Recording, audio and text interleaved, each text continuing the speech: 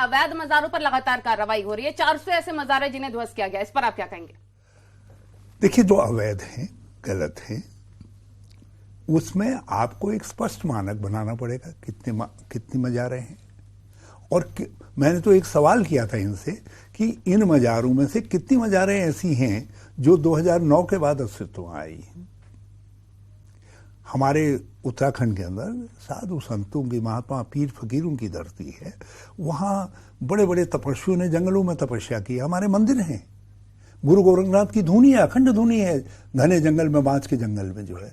और भी बहुत सारे मंदिर। तो क्या ऐसे मजार बनेंगे जिनका दावा करने कोई नहीं आ रहा? अतिक्रमण होगा मजारों के नाम पर? हमारी जो है गरिया माता का धार्मिक स्थल के नाम पर अतिक्रमण सही है क्या? दूसरे मंदिर हैं। नहीं, देखिए, आप दो यार्डस्टिक नहीं बना सकते। यार्डस्टिक आपको एक बनाना पड़ेगा, क्योंकि कानून के सामने सब समान है। आप मजार को एक नजर से, मंदिर को एक नजर से नहीं देख सकते। तो हमने एक सुझाव दिया था। हमने कहा था आजादी से पहले के जो हैं, कुछ आजादी के पहले के भी हैं, कुछ 50-100 सालों से हैं, कुछों पर हिंदू मुसलमान सबका बराबर का यकीन है और कोई रिकॉर्ड ऐसा नहीं है। इन मजारों के लिए तो कोई आया ही नहीं। जिनके पुराने तुमको दस्तावेज मिल जाए, 50 साल 60 साल के दस्तावेज मिल जाए। नहीं, 10 से 15 में बनी है ये मजारें, जिनका रजिस्ट्रेशन भी नहीं है। मैं कह रहा हूं, और वो बीजेपी का भी कार्यकाल है, आपका भी है। केवल भाजपा कह रही है कि उनको तोड़ने का विरोध हो रहा है। मुस्लिम भी कह रहे हैं कि जो मजारें इस दृष्टिकोण से बनी हैं, जिनको आप अवैध मानते हैं, जिनका कोई इतिहास नहीं है, जो लोगों ने जमीनों में किया है, आप उनको तोड़िए। तो लेकिन आप बीजेपी तुष्टीकरण की राजनीति कर रही है। आप उसके लिए जिहाद शब्द का प्रयोग क्यों कर रहे हैं? तो जिहाद आपके लिए एग्जिस्ट नहीं करता। आप अवैध कब्जेदारों को हटाने की बात करिए। अवैध कब्जेदारों में भी हमारे उत्तराखंड के अंदर भूमिहीनों के कब्जे हैं, भूतपूर्व सैनिक हैं, गरीब लोग हैं।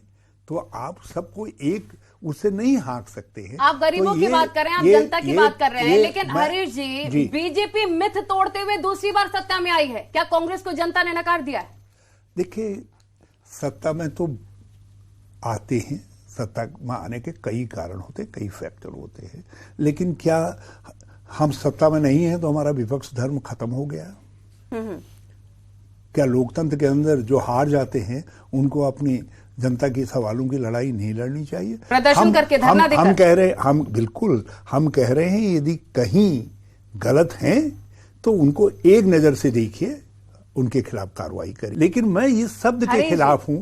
जिहाद होना चाहिए बेरोजगारी के खिलाफ, जिहाद होना चाहिए महंगाई के खिलाफ, जिहाद होना चाहिए भ्रष्टाचार के खिलाफ, ये सारी बातें जिहाद होना चाहिए महिलाओं के खिलाफ। मुख्यमंत्री धामी की बहुत बार तारीफ कर चुके हैं आप, अभी जो आप कह रहे हैं वो भी बातें सही है। देखिए, अभी 1 साल हुआ है और एक बार अप्रेंटिस थे कुछ समय के लिए जो है। जब 9 साल के कार्य की बात आती है तो भाजपा के पाप बहुत गहरे हैं। उत्तराखंड पर उन्होंने बहुत गहरे घाव लगाए हैं। बेरोजगारी आज चरम पर है, महंगाई से सारा राज्य पीड़ित है, भ्रष्टाचार आज सबसे ज्यादा है, और सड़कों में गड्ढे ही गड्ढे हैं, स्कूलों में टीचर नहीं है, अस्पतालों में डॉक्टर नहीं है, नलों में पानी नहीं है, बिजली छलवा बन करके रह गई है, बिजली के, पानी के, हाउस टैक्स इत्यादि आपने इतना बढ़ा दिया है कि आम आदमी के लिए, आम शहरी के लिए उसका बोझ सहन करना कठिन हो गया। मगर ये सारे सवाल हैं। मैंने ये कहा कि अभी धामी जी को मुख्यमंत्री के रूप में 1 साल हुआ है। मैंने कहा यदि कुछ जितनी तेजी वो दिखा रहे हैं, जिस तरीके से काम कर रहे हैं, सवालों को उठा रहे हैं, लोगों के बीच में जा रहे हैं, सीएम धामी की तारीफ की वजह ये तो नहीं है कि गैरसैंण को आप राजधानी नहीं बना पाए थे अपने कार्यकाल के टाइम, बीजेपी ने करके दिखा दिया। कहाँ बनाए उन्होंने राजधानी? वो राजधानी मुझको दिखाइए ना। उत्तराखंड को यूनिफॉर्म सिविल कोड की जरूरत है या नहीं है? यदि देश को है तो उसके विषय में देश में कंसेंसस बननी चाहिए। इसीलिए तो हमारे संविधान निर्माताओं ने, जिनमें सभी लोग प्रयास जो है कांग्रेस के थे, धामी जी बहुत तेजी से काम कर रहे हैं इस पर। अम्बेडकर साहब के देखरेख में नीति निर्देशक तत्वों में इस बात का समावेश किया कि कॉमन सिविल कोड बनाया जाएगा, लोगों को सहमत करवाया जाएगा। धामी जी की दिक्कत ये हो रही है कि कुछ कर नहीं पा रहे हैं, और उधर 5 साल के भाजपा के पापों का पूरी गठरी श्री पुष्कर सिंह धामी के सर पर है। तो उसको छिपाने के लिए 2 सीटें हारे हैं। चलिए आगे बढ़ते हैं, बात कर लेते हैं केरला स्टोरी का बहुत जिक्र करते हैं आप। यदि कोई मूवी बेरोजगारी कैसे दूर हो सकती है उस पर बनेगी, जरूर जाऊंगा देखने के लिए।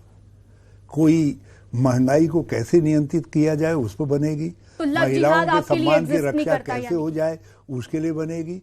देखिए, लव जिहाद एक मुद्दा नहीं है हरीश रावत के देश के अंदर बहुत सारी स्टोरीज है, बहुत सारी स्टोरीज है। हमारे उत्तराखंड के अंदर अंकिता, जिसको मरने के लिए विवश कर दिया गया, एक हौसी ने जो है अंकिता हत्याकांड जो है उसकी स्टोरी है। किरण हत्याकांड है जिसको एक बहसी ने मार डाला, यहाँ जिसको छावला रेप केस कहा गया है, उसकी स्टोरी है उत्तराखंड के सामने। उत्तराखंड में बहुत सारी और स्टोरीज हैं।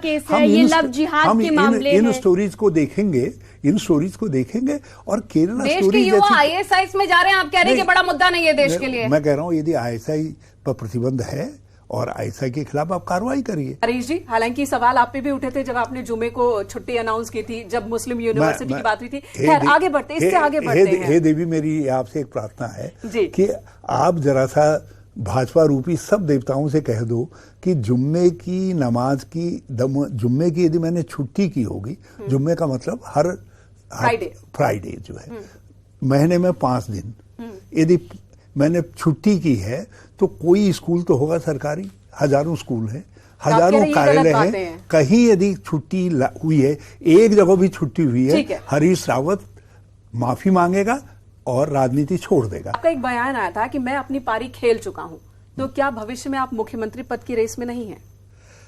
मैंने कहा कि मैं जो ऐसे मोड़ पर हूं कि अब मेरा दायित्व है कि मैं पार्टी को ताकत दूं, इसलिए मैं किसी पद की या पोस्ट की आकांक्षा में नहीं हूं।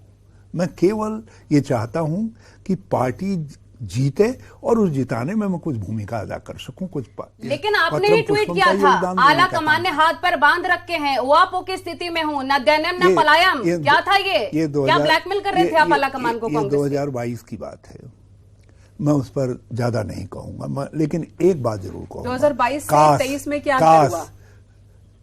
उसका जो अभिप्राय था, उस अभिप्राय पर और उसका जो लक्ष्य था, उस लक्ष्य पर मैं कायम रहता तो उत्तराखंड में 2022 में कांग्रेस की सरकार आती। उत्तराखंड में कांग्रेस हारी, वजह क्या है? लोग आपसे नाराज हैं या कांग्रेस से? यदि हम अब जीत रहे हैं, हिमाचल में जीत गए, कर्नाटक में जीत गए, लेकिन उत्तराखंड में वजह क्या रही? ये हमारे नेतागणों और पार्टी के कार्यकर्ताओं की मेहनत है, जनता की कृपा है, और हम ये कृपा उत्तराखंड में नहीं ले पाए, तो किसी को तो उसकी जिम्मेदारी लेनी है, इसलिए मैंने उसकी जिम्मेदारी ले ली है और उसकी जिम्मेदारी ले ली है। आने वाले चुनावों में बड़ा चैलेंज कांग्रेस के लिए क्या रहेगा? बीजेपी रहेगी आपकी आपसी जो मतभेद नजर आ रहा है? कहीं मतभेद नहीं है, हम चुनौतियों को समझते हैं। फिर हमको हिमाचल ने और कर्नाटक ने एक सबक दिया है, यदि हम उससे सबक नहीं लेते हैं, देश भर के जितने भी राज्य है सबको सबक लेना है। यदि हम आपस में एकता नहीं रखेंगे तो हम कर्नाटक दोहरा नहीं पाएंगे। और आपने ही कहा था कि सरकार गिराने वालों को आप कभी माफ नहीं करेंगे। हरक सिंह रावत को आपने दिल से माफ किया या नहीं? देखिए, ये कोई व्यक्तिगत सवाल नहीं है। 2016 में उत्तराखंड में लोकतंत्र की भी हत्या हुई, संसदीय लोकतंत्र पे भी एक वो लगा। धन शक्ति से भाजपा ने एक सरकार गिराने की कोशिश की और सुप्रीम कोर्ट ने दल बदलुओं को महापापी कहा और सरकार के कदम को गलत ठहराया। अनंतोगत्वा सरकार को अपना कदम राष्ट्रपति शासन लागू करने का वापस लेना पड़ा। कांग्रेस को सत्ता में लाने के वो कारक बने, उसके लिए काम करें, ये असली सवाल है। और समय उनको माफ कर देगा। ठीक है, समय माफ कर देगा, समय आ रहा है चुनावों का। लेकिन ये नहीं हो सकता है कि सरकार गिराई, सरकार सत्ता से बाहर पार्टी हो गई और अब आप पार्टी से सब कुछ हासिल कर लेना चाहें। आपकी बात कर लेते हैं जी। ये नहीं हो सकता, क्योंकि इसका गलत असर जाएगा।